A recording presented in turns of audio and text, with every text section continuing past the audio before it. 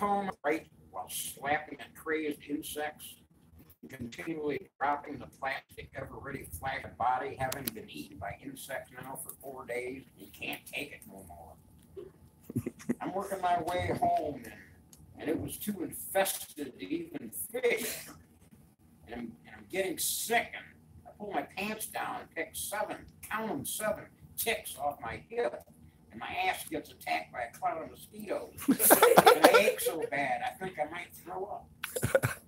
I feel like the cliche animal you hear about, from red-faced, booze-nosed factory workers who vacation in the Upper Peninsula.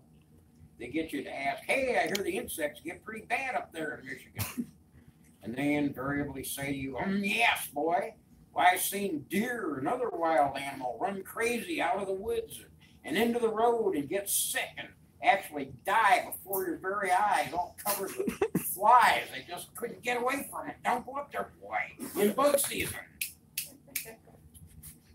I finally get home to Toledo and see the newspaper laying there, and the headline says, terrible bug season in Upper Michigan.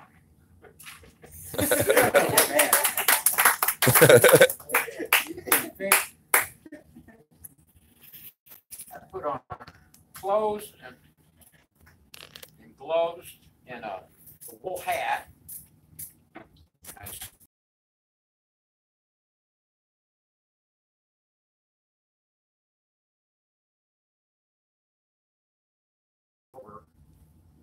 Damn mosquitoes. The next time I took off that cap, I had a halo of mosquito. There's a little spot there. Damn. The cap and where I smeared the mosquito stuff. No suckers. It was like crazy, man. It was like I had a halo of mosquito bites there. Don't go up in the Upper Peninsula, Nate. Don't do it. Let's see here. One for the crazy and infirm.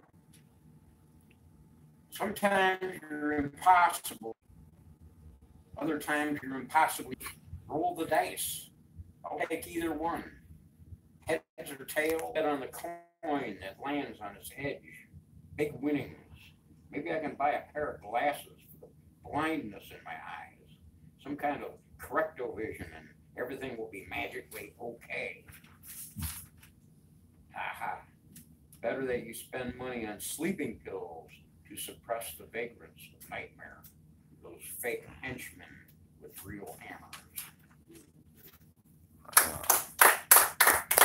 And let's see.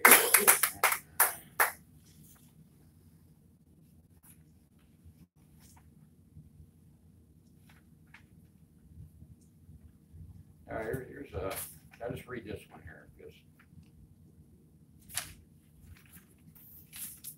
there's a neighborhood, my neighborhood poem, or a poem about my neighborhood. We're on the east side. And it's called Nothing to Write. Waiting for the August sun to settle behind the rooftops so it will cool off a little and not be blasting through the back door where I sit in the kitchen with nothing to write. I could write about the 7, 8, or 10 homeless cats and kittens I just fed, but I think people get tired of my homeless cat poems and night moon poems. I could write about Aunt Laura and Carrie, the new Catwoman neighbor, talking in the street, but I don't know what they're saying.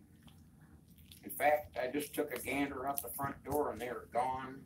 And across the way in a bright blue patch of sky is the fucking moon, which I'm trying not to write about. I see Sean and Jamie down the street, and I'd like to walk down there and see what's up with tow truck Tony, who has disappeared the past few days. The Siamese cat I adopted has also lately disappeared, probably due to the hawk that has been searched. Tonio told me he saw a hawk swoop down and pick up the big black cat last winter, which surprised me because I didn't think any hawks stay around here in the winter.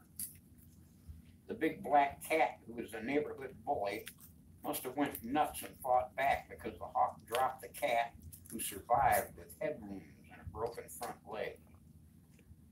The big black cat is now doing fine and is back to bullying bullying all the other cats. But here I am writing about the fucking cats again. I must have a hairball in my brain. I can write about that. The failing light in the corners of my brain, but not the hairball, because that would be about you know what. So I think I'll step toward the front door and see what's happening with that moon and not write about it.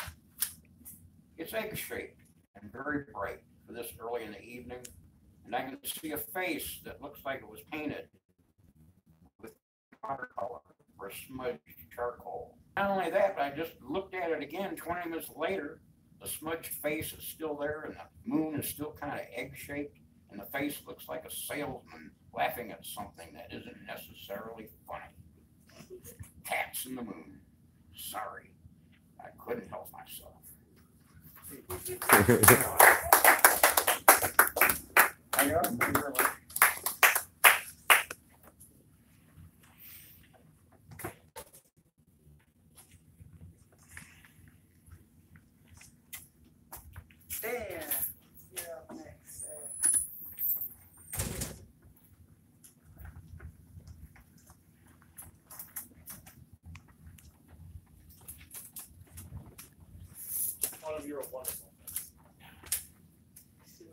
It's called Dangerous Words and Empty Streets.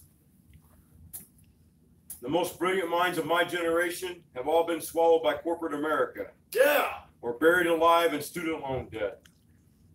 There was a revolution. It was televised. They wrote about it on social media. They all said they would attend, but no one showed up. And the poet read his words in the empty street. Heroes never receive parades in their honor. They just die and decompose under small tombstones. The government makes up their own heroes, and they will require your attendance when they parade them through your downtown. The revolution was over long before we knew it had started. If your protest was capable of changing the world, they would ban protests. It's why they killed Garcia Lorca. It's why they won't let Ginsburg come back from the dead. If poetry could change the world, they would kill all the poets instead of just letting them starve while they shout dangerous words in the empty streets.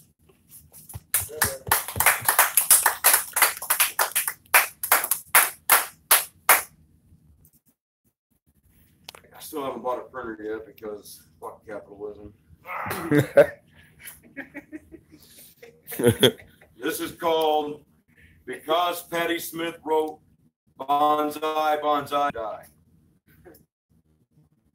And people willingly trade their dreams for security, commit creative suicide, or drive-through fast food, drive-through pharmacies, drive-through money machines, drive-through car wash, drive-through brainwash. Lick the boots of the ruling class, give them all the typewriters so they can hammer out a script for how our lives will go. Trade the ability to think for comfort, for a prescription, for a handgun, for Big Brother's police who see the world as black and white. Endure election cycles and annual anal exams from the IRS. Trade your dignity for dead soldiers and wars on manufactured terrorism. Numb yourself from the madness, enjoy your shelter. But because Patti Smith wrote Banzai, Banzai, it's better to write than die, I promised myself that art is a switchblade, and I'll slit my throat before I ever give up my pen. Hey. Oh, yeah. This is a poem I wrote about having bronchitis once in a while, a long time ago. It's called It Never Ends Until It Ends. Had to visit the doctor. I was just getting over a lung infection, which is really hell for a smoker. I took the breathing test that the doctor ordered. Your lungs are picture perfect, the technician said. How long have you smoked? For over 20 years, I told him. I guess I'm dying a lot slower than many had hoped for. That probably makes them mad, but piss on them. I had to get up at 4:15 a.m. and go to work. The car payment is due next week. Last year's taxes still need settled. I'll probably have to read that pile of books I keep trying to ignore. My mother will expect letters. I'll have to start cutting the grass again soon.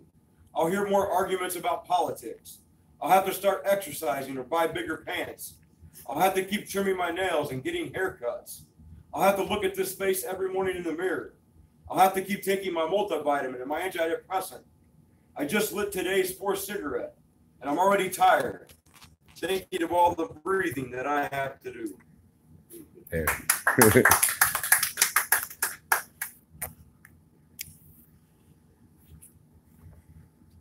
read this one and one more. This is a poem I wrote because the guys that I work with and the assembly line requested it.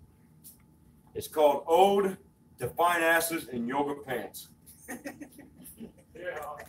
On the treadmill, at the gym, walking through the great shopping centers, or on sidewalks along busy streets, you sashay along in those yoga pants.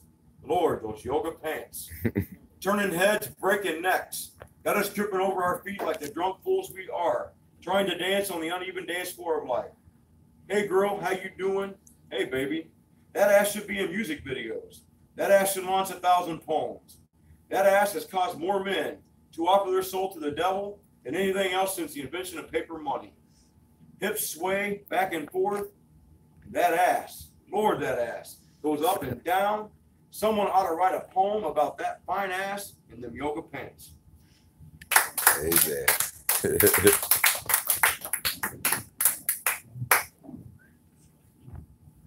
All right.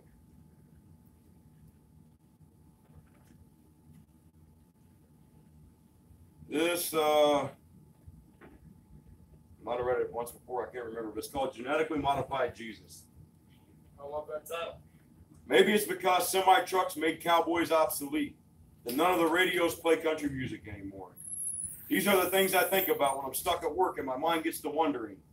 I've made beans and coffee over an open fire, and I've ridden horses, but my cowboy boots have never roamed across the open prairie.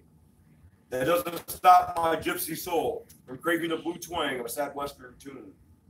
I've pondered the beginning of the cosmos while staring at the white concrete walls of the factory that impristens me for 10 hours a day, just as often as I have while looking into the clear night sky. I wonder why I never daydream of heaven while eating my sandwich at lunch. But there have been moments too many. I mean, it's like Wow. a fucking. And the thing about it is, if I leave it in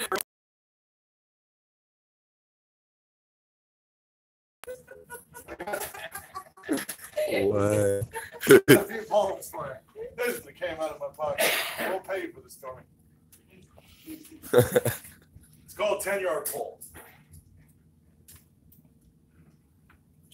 On my fun days, I wake up at 4 in the morning and start face fucking myself with liquor before my feet hit the floor. I call a random number from my bag. As many times as it takes them to pick up, which often reaches double digits. And then I ask, why didn't you ever love me? Slobbering, sobbing, mumbling about the violence inherent in the system. And when they tell me I must have a wrong number, I tell them, I'm tired of this charade. I finally have the courage to come home, Dad. You can't stop me. I need my family. Even if you're too ashamed to admit that I came from that truck stop. And here's a strange thing, time out. I wrote this like 4 years ago. That truck stop in Ohio. Then I open all the blinds and I turn the lights on and I take my clothes off and I chase my cats, accusing them of various war crimes. Ferlinghetti! Why did you start the Bosnian genocide? How could you let Slow-Mo rot in The Hague while you were free torturing 5-year-old beauty queens? Where did you bury John Benet Ramsey? Or, Daisy, why are you so fucking lazy? You used to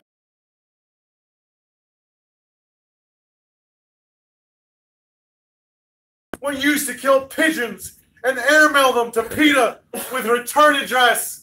The Partridge Family. There's more. These pages get together.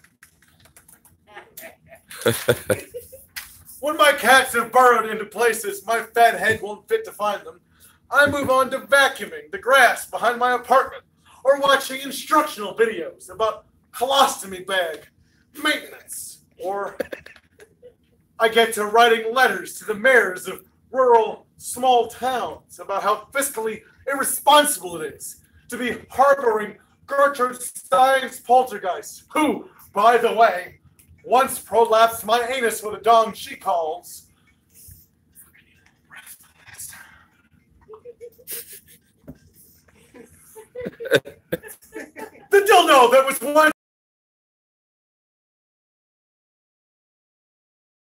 dildos can make squishy sounds while I'm making because the first dildo was made perfect, so the rest of the dildos focus on making squishy sounds. Anyway, and so it goes. Kurt Vonnegut joke. Sorry, I went to Iowa. Until I fall asleep face down and wake up in a dark alley at 10:30, terrified of all the things that I should have been doing last night before I bought a bottle of liquor and promised myself a better tomorrow. And the truth is, my best days are the days that I spend running like life will never catch me. Because my life is best in the fuck it all of convincing myself that fighting ground score kitchen tables like I was Don Quixote does define me better than the bitter projections of other people telling me how I can get better.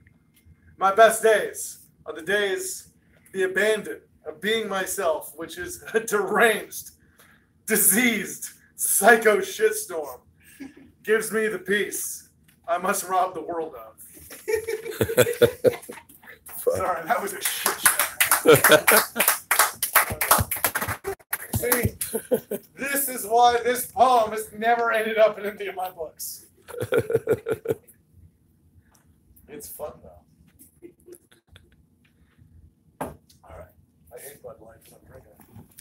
All right, so it's really fucking hot in Ohio right now.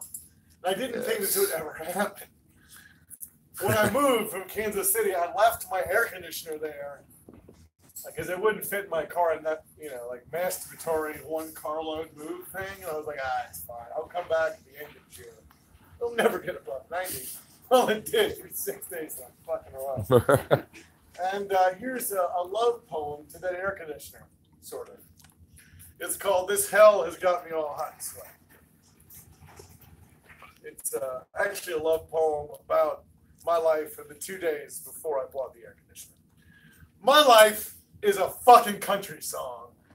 Since I lost my wife, along with my job, my car, my dog, and a place to live. And, I was in the car until, and then I slept during the day in the dark, being white enough and fresh enough to look normal passed out in a book at noon beneath a tree in the park.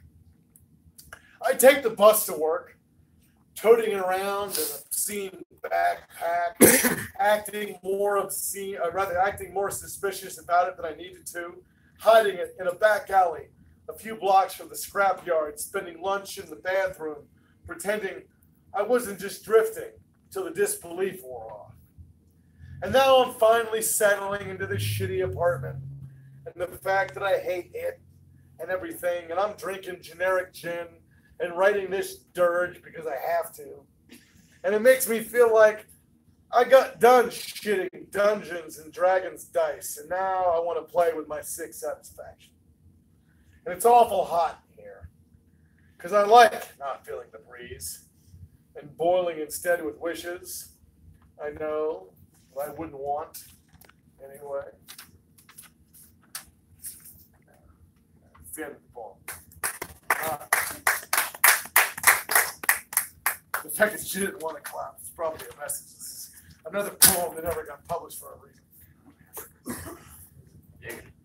Yeah, you got to accept the rejection letters with grace, Fucking poor. Anyway. Yeah. Right. And,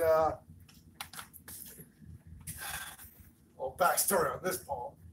So this is from an anthology called Prompts. My ex-wife, during one of our 8 breakups, sent me an invite to write to this prompt, and she sent me.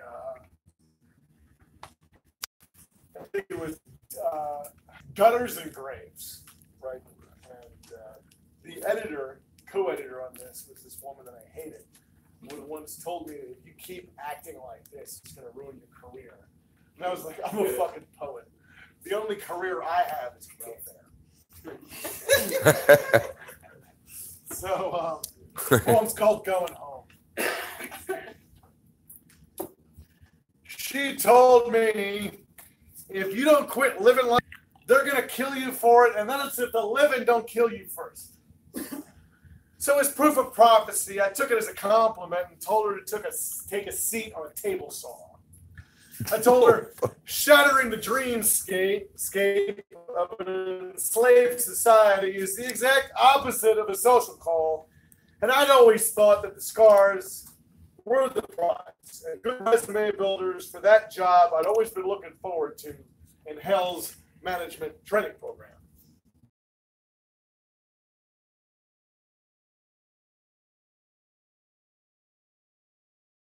Only after they throw me in a hole in the ground, like I don't know when I'll be good and ready. It's like never figured out that the best thing to do right after you've been fucked raw is fuck some more. But isn't that obvious? From the brand of consumerist best, I can't fucking go. Okay. Let's try a rewind. Not the whole poem, don't you worry. We're gonna start with the fucking line. Did you like that? It's like they never figured out the best thing to do right after you've been fucked raw is fuck some more. But isn't that obvious from the brand of consumerist pacifism that dictates to and nothing radical is the only decent struggle? It's because they're scared if they ever choose sides, it might get lonely, or worse, they might lose their 20% discount for being a spineless fuck-up to one of the permitted paths of counterculture. Well, I plan on breaking bones with my balls. Just a savage son of a bitch who'd never asked for permission to go pissing on parade because the tyranny burns fire hydrant red. And I got this wolfish hatred for homogeny. So I'll snarl, spit in their face, and raise my leg. You know, he's offended no one ever published any of these poems. What she was really trying to say to me, you can't just keep doing things your own way. You'll eventually get caught breaking one of man's many compromises. Adventure, your own imagination. You know, and most especially considering my previous comment. I see where she's coming from, which ensures that that bitch will die a coward's death. But I just can't believe she could be so stupid, considering all of me, that she'd not see that I'm already living in the gutter on the other side of the gallows. And everything she's trying to warn me about, well, that's already been home for quite some time.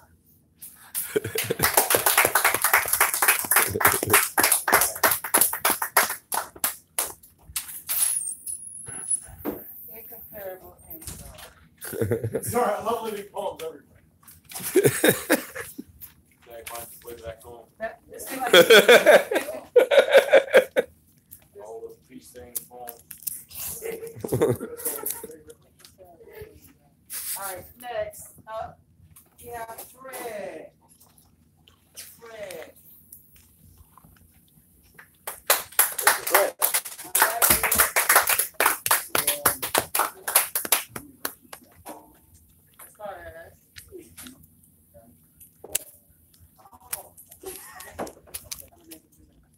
I got some solo, right? Do you need no, do you need the music to be good? Hooked up? I'm good. I need the mic though. That's what I'm saying. Yeah, the mic. Hey, how far is the Peacock from here? I don't really know how to get there. It's on Monroe Street. Is it close though? It's not too far, right? I don't know the city that well. To the Peacock. Huh? It's like probably like 2-3 miles from here. Like All right. where Art Museum. No. Okay. No, that I don't know. I can GPS it. I just want to know how long it is from there. Okay. I'm not from here. I don't know where shit is. It might work. Yeah, it's if you need to be, they can put Testing, 1, 2. We're good. Testing, 1, 2. Can you hear me?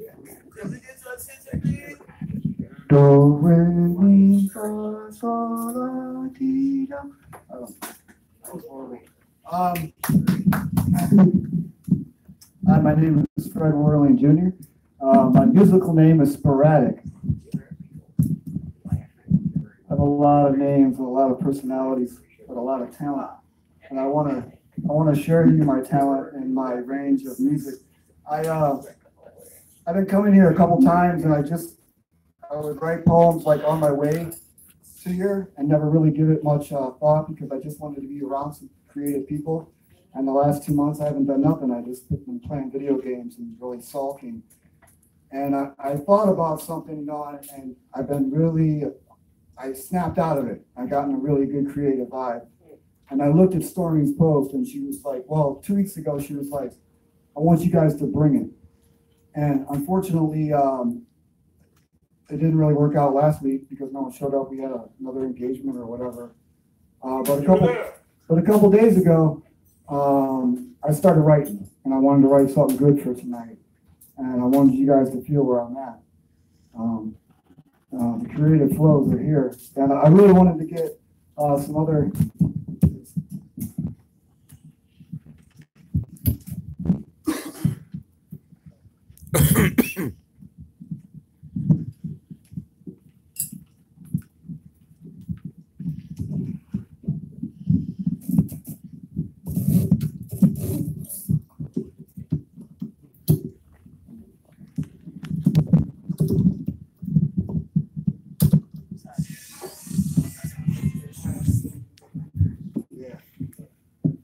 on the back.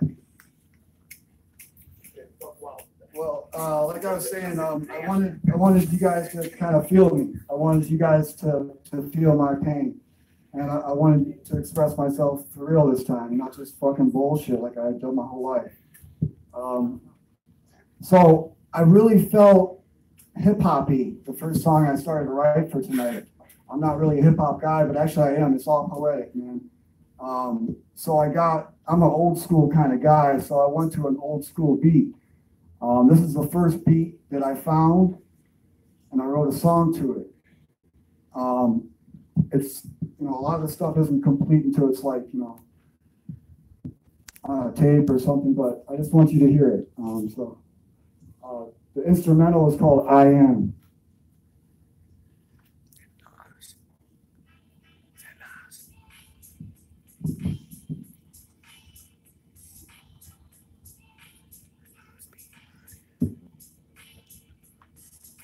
Lyrically blessed, I must confess. Mentally stressed. There is a reason lyrically blessed. Sorry. Rewind. Lyrically blessed, I must confess. Oh, wow. Lyrically blessed, I must confess. Mentally stressed. There is a reason lyrically blessed, I must confess. Mentally stressed.